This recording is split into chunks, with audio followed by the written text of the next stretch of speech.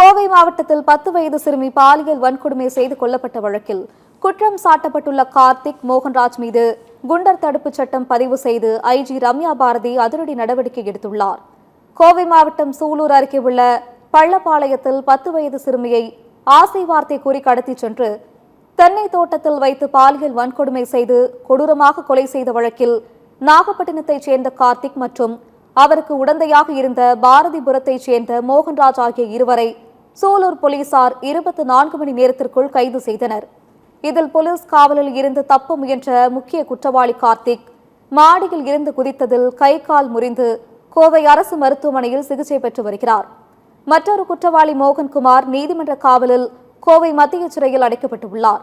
இந்த வழக்கில் குற்றவாளிகள் இருவர் மீதும் கடுமையான பிரிவுகளின் கீழ் போக்சோ சட்டத்தில் வழக்கு பதிவு செய்யப்பட்டுள்ளது.